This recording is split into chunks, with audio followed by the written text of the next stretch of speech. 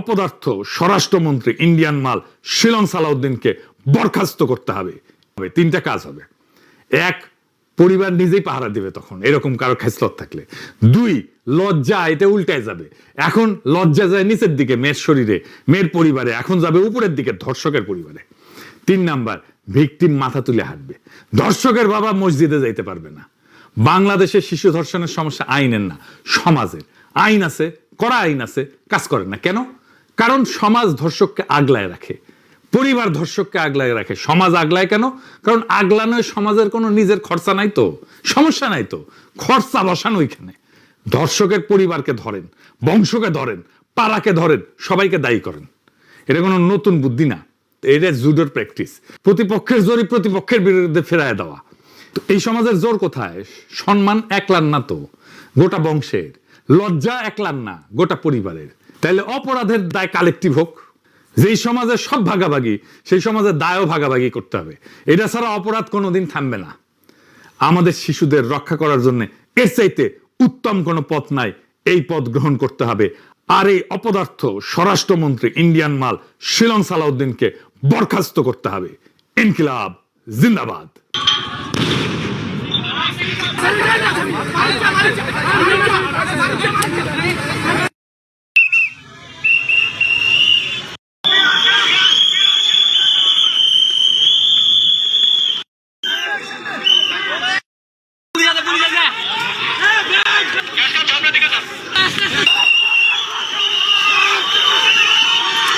যে ঘটনার স্থিতি ছিলাম, যে শিশু ধর্ষণের কথা বলা হচ্ছিল, ওই ব্যাপারটা আমরা পরে কথা বলি। সারা দেশে আগুন জ্বলে উঠছে, চট্টগ্রাম রণক্ষেত্র। কারণ একের পর এক শিশু ধর্ষণের খবর আসতেছে।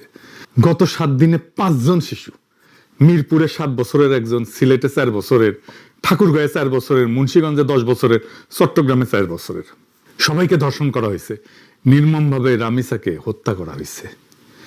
2019 থেকে 2021 এই 3 বছর আইন এবং সালিশ কেন্দ্রের হিসাবেই প্রায় 2778 জন শিশু ধর্ষণের শিকার, যা গত 10 বছরের মোট সংখ্যার প্রায় অর্ধেক।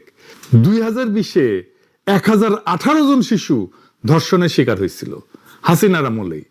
আমরা তো 5 জন দেখে হাহাকার করতেছি, তাই না? দেখেন কত কত সংখ্যায় ধর্ষিত হয়েছে।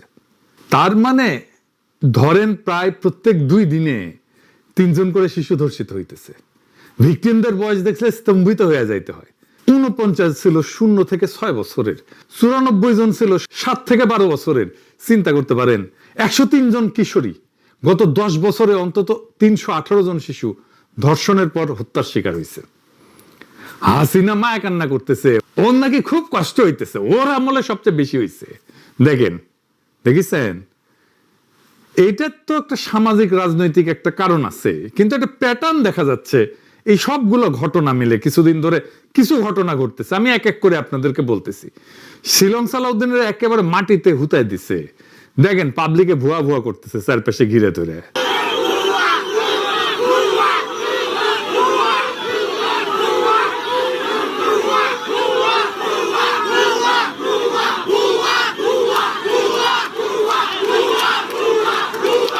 দেখেছেন, একজন স্বরাষ্ট্রমন্ত্রী যে 3 মাস আগে দায়িত্ব নিছে, যে কিনা ডিফ্যাক্টো প্রাইম মিনিস্টার, যে কিনা একজন বিশিষ্ট ইন্ডিয়ান মাল, তারই অবস্থা জ্ঞান। শুধু তাই না, গত পরশু মিরপুর বস্তি উচ্ছেদ করতে গিয়ে পুলিশ যে দাবরানি খেয়েছে তা অবিশ্বাস্য। ঊর্ধ্বশ্বাসে দৌড়াইতেছে পুলিশ আর পাবলিকে পিটাইতেছে।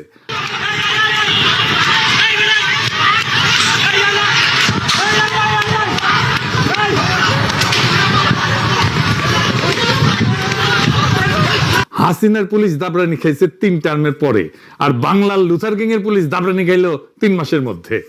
রামিসার হত্যাকাণ্ডের বিচারের দাবিতে সারা দেশে হইতেছে বিক্ষোভ। দেখেছেন?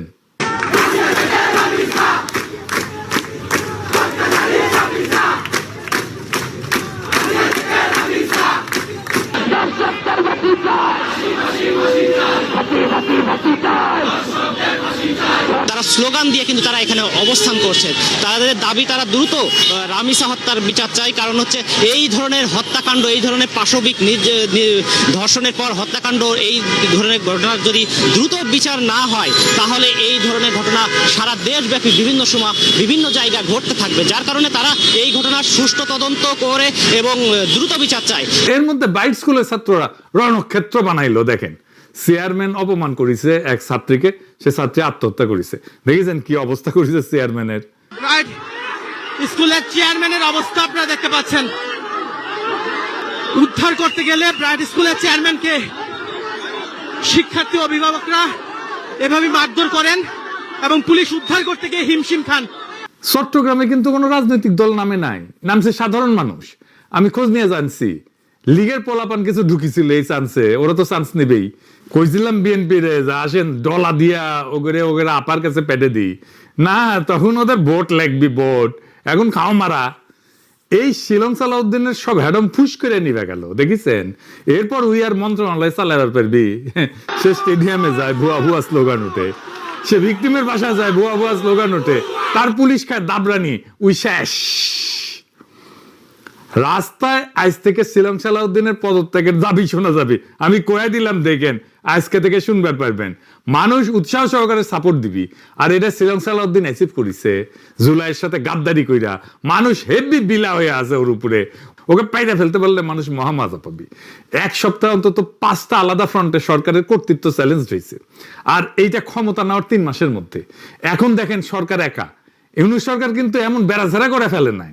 আমি কইতেছিলাম এই সরকার জনগণের সমর্থন হারাইতেছে দ্রুত, তার ভিজুয়াল সিগন্যাল পাইতেছেন এখন সবাই। দেখেছেন বাংলার লুথার কিং দেশে ফিরে কইছিল নাগরিকের জন্য নিরাপদ জীবন নিশ্চিত করবে, এটা ছিল তার সেন্ট্রাল স্লোগান। এটা নিদারুণ ভাবে ব্যর্থ হয়েছে। যাই হোক, আমাদের শিশুদের জীবন কেমনে নিরাপদ রাখবো সেটা নিয়ে আলাপ করি। আমরা যদি ডেটা দেখি তাহলে দেখবো মাত্র 3.5% ধর্ষণ মামলা আদালত পর্যন্ত যায়, এবং এর মধ্যে মাত্র 0.37% মামলায় শাস্তি হয়। 0.37, 1%ও না, 0.5%ও না। মানে প্রত্যেক 10,000 ধর্ষণে মাত্র 37 জন শাস্তি পায়। 10,000-এ 37 জন, বাকি 9,963 জন মুক্ত। অপরাধ করলে ধরা পড়বে না, আর ধরা পড়লে শাস্তি হবে না। এই জন্য রামিসার বাবা বলছে আমি বিচার চাই না। বিচার করেন নাই আপনারা। আমি কিছুই চাই না, বিচার আপনারা করতে পারবেন না। আপনাদের এই ধরনের কোনো রেকর্ড নাই, আপনারা পারবেন না।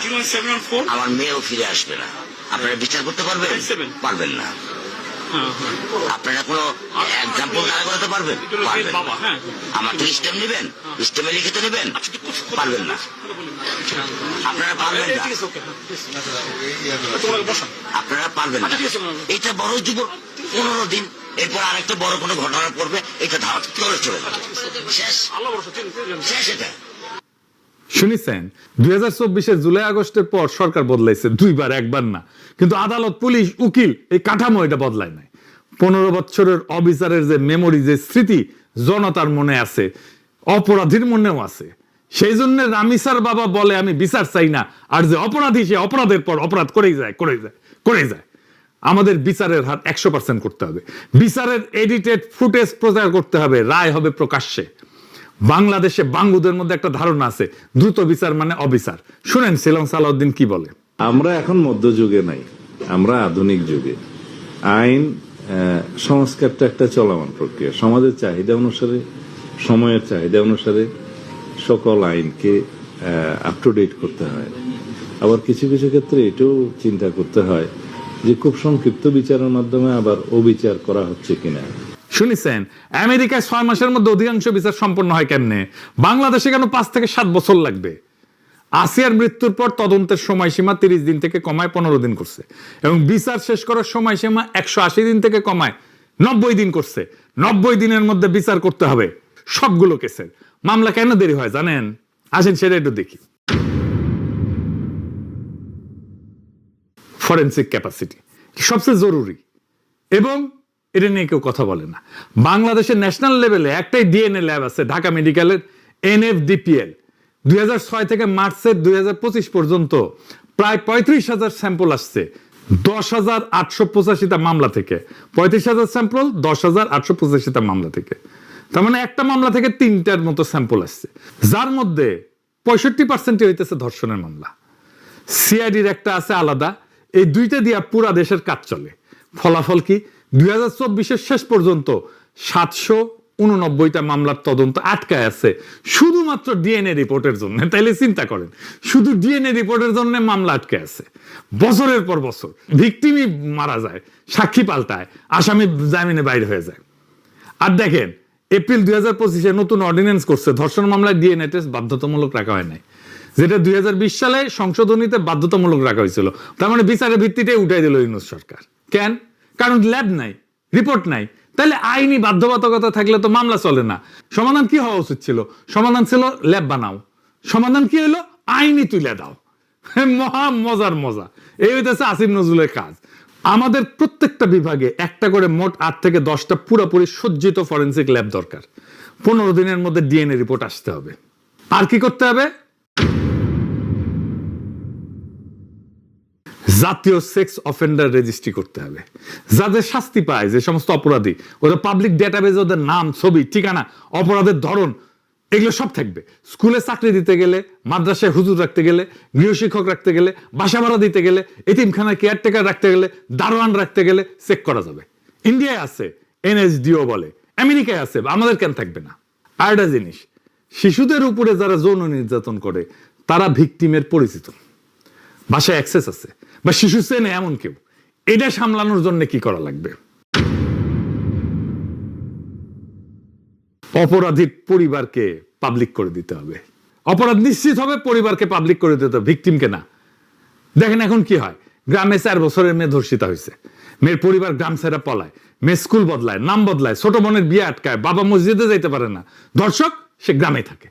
তার পোলা একটা স্কুলে পড়ে, তার মেয়ের বিয়ে হয়, পোলার বিয়ে হয়, জীবন চলে। এইটা কোনো অ্যাক্সিডেন্ট না, দুর্ঘটনা না, এটা একটা সিস্টেম।